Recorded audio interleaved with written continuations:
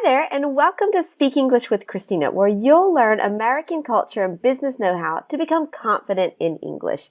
And in our third part of this special mini course, we're going to look at getting the results that you want on your journey to advanced English. If you want to activate the subtitles for this video, click on the little CC icon down at the bottom. And this is part of our mini course all about achieving advanced English through a virtual immersion. And in part 3 today, we're going to look at how to get the results that you want on this journey. Now, when you start a new project, like a new adventure, you've got the thrill of the future results. You're super motivated because you're going to do something different and something new, and you're excited about the results. But how do you stick with it over the long term? You know, after that excitement of the beginning disappears and you're not yet to the result, but you're somewhere in the middle, how do you just continue going? Well, it's a little like training for and running a marathon. Like, you guys probably know that I do a lot of running. I'm actually training for a marathon right now. And it's not always easy. Sure, I admit. But you know, just like training for a marathon, you need a plan to guide you, to motivate you, to help you progress step by step, to help you see the results and really carry you to the result that you want to get over the long term. So, how do you get this? Well, this is where your practical virtual immersion plan comes in, because it's going to make sure that you attack the problem of your English, to attack it from all sides, but in a coordinated way, like we saw back in part 1 of this mini course, because it includes natural learning and deliberate learning. We talked about that in part 1, but if you missed it, basically natural learning is doing things in English that you would naturally do even in your own language, and deliberate learning is really working on your English, studying, practicing, and making the effort to learn something. Now, in your virtual immersion, of course, we include both types of learning so that the things that you learn stick in your brain. Now, let's just take one example. We're going to do a very concrete example of a virtual immersion plan, or part of a virtual immersion plan. So let's imagine that you are working with a podcast episode. Now, maybe you're working with a podcast that is specifically for learning English, like Better at English, or maybe you're working with a podcast that was created for native speakers, like The School of Greatness by Lewis Howes. Both of these podcasts I recommend. I like both of them. So these could be two that you could start working with for this example of a program. Then some other resources that you can use. Quizlet, which is a flashcard app to help you to learn vocabulary. Working with a teacher if you have an online teacher or a local teacher in your city. And then a conversation partner. Of course, you can find a conversation partner in my Faster Fluency Conversation Club, but you can find conversation partners lots of places. But these is like a package of resources that you could include in your virtual immersion program.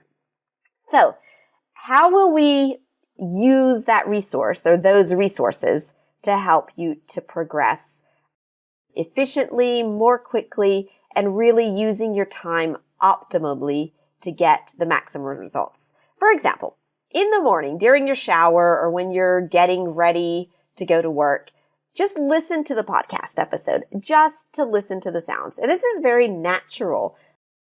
You know, you're just listening to hear it. You're not really focusing specifically on the English.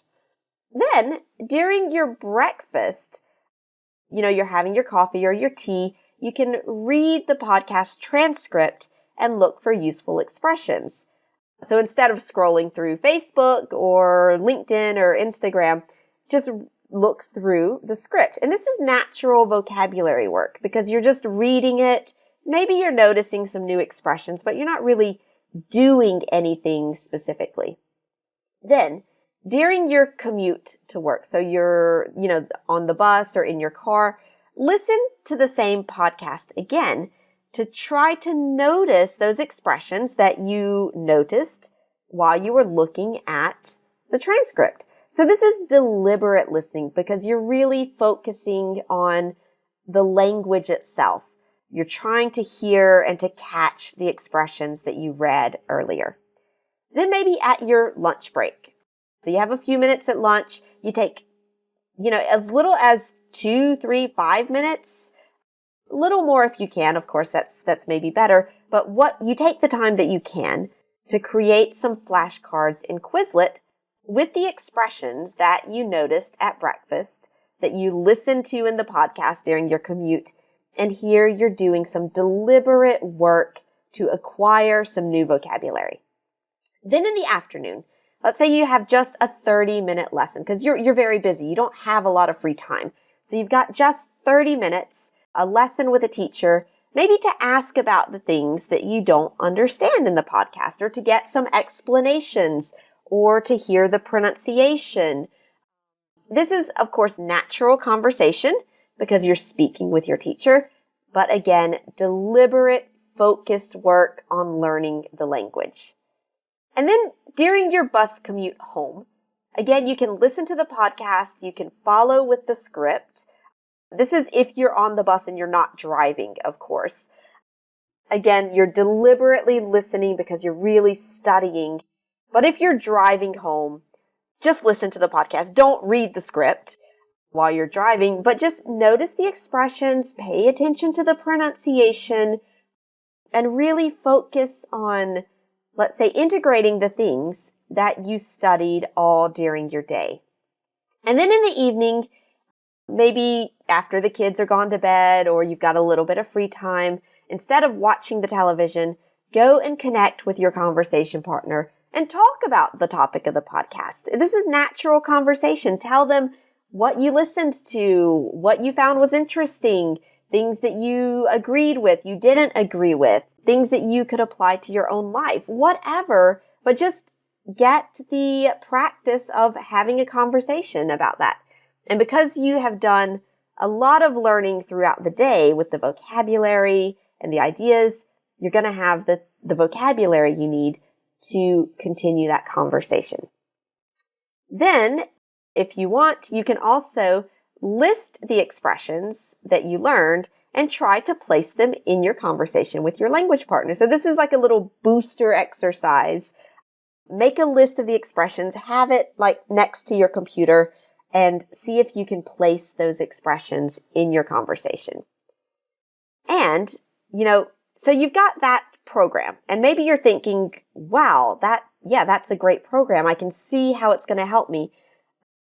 But I can't do that every day. That's so much work, and I'm just tired, and I have, it might seem a little overwhelming. So what do you need to implement your plan sustainably over the long term? Well, you need to build new habits little by little. Maybe you can't do all of this at once, and that's okay. Do something small, because even a small thing to advance is something to advance.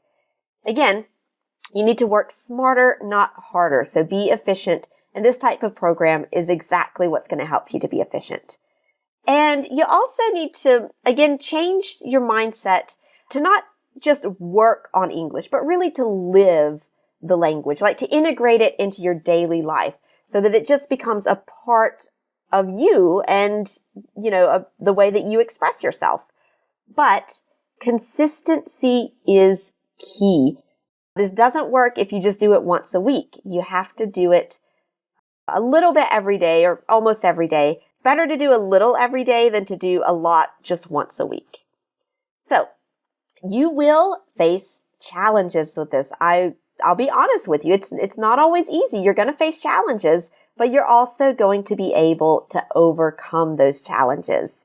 So your 3 biggest challenges: avoiding the excuses and making the time to do this. Feeling stuck, frustrated, giving up because maybe you're not making progress as fast as you would like. But remember, you don't always progress fast, but you can progress efficiently. And you might have the challenge of just feeling overwhelmed by too many options. You don't know what to do. And it's easy to abandon your project when you're alone because it's easy to say, oh, I don't have time today. Or to say, I'm not making any progress. I'm just going to stop. It's not worth it. Or to say, I don't know what resource is the right resource, so I'm not going to waste my time. That's easy to do when you're alone. But you go further when you have other people who are there to support you, to help you, to motivate you, and to push you. And you can do things that you never thought possible. So, next time, we're going to see how to do that. We're going to look at how my virtual immersion program, Master Real American English, really accelerates your results in getting to advanced English compared to traditional classes.